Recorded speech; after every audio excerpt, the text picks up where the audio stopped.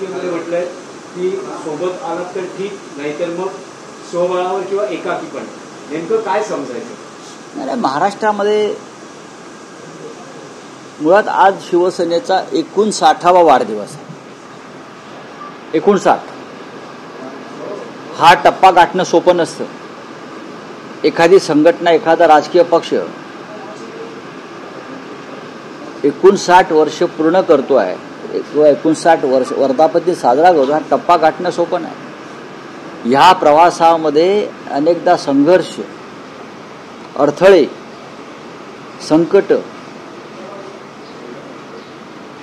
ही या पक्षाच्या जीवनामध्ये आली. पक्षाच्या असंख्य कार्यकर्त्यांना, शिवसैनिकांना बलिदान करावं लागलं. स्वतः शिवसेना प्रमुखांना तुरुंगवास भोगावा लागला सुरुवातीच्या काळामध्ये. आणि हे सर्व मराठी माणसाच्या न्याय्य हक्कासाठी माननीय शिवसेना प्रमुखांनी सहन केलं आणि पुढे गेलं. माननीय बाळासाहेब ठाकरेंनी हा पक्ष इतका पुढे नेला की त्या पक्षाचं भय सध्याच्या सत्ताधाऱ्यांना वाटलं आणि त्यांनी निवडणूक आयोगाला, न्याय यंत्रणेला हाताशी धरून एखाद्या हिटलरप्रमाणे या पक्षावरती घाव घातले. पण असे असंख्य घाव पचवून ही शिवसेना 59व्या वर्षात आलेली आहे. असे अनेक घाव आम्ही पचवलेत, यापुढेही पचवू. शिवसेनेची वाटचाल ही पुढे चालूच राहील.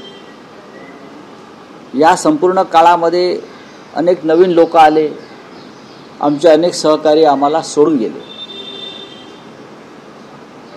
तरी हा पक्ष पुढे नेण्याचं ध्येय आणि कसब माननीय बाळासाहेबांनंतर सन्माननीय शिवसेना पक्षप्रमुख उद्धव ठाकरे यांनी दाखवलं. शिवसेना विरोधी पक्षात उत्तम काम करत आली आणि जेव्हा सत्तेची जबाबदारी आमच्यावर आली तेव्हा आम्ही सत्तेवर सुद्धा चांगल्या प्रकारे काम करून दाखवलं. पण शिवसेनेचं भय हे सत्ताधाऱ्यांना कायम वाटत आलं. शिवसेनेचं भय सत्ताधाऱ्यांना कायम वाटत आलं आणि ते वाटायलाच हवं. अशा पद्धतीनं या संघटनेची बांधणी शिवसेना प्रमुखांनी त्यानंतर उद्धवजीने केली.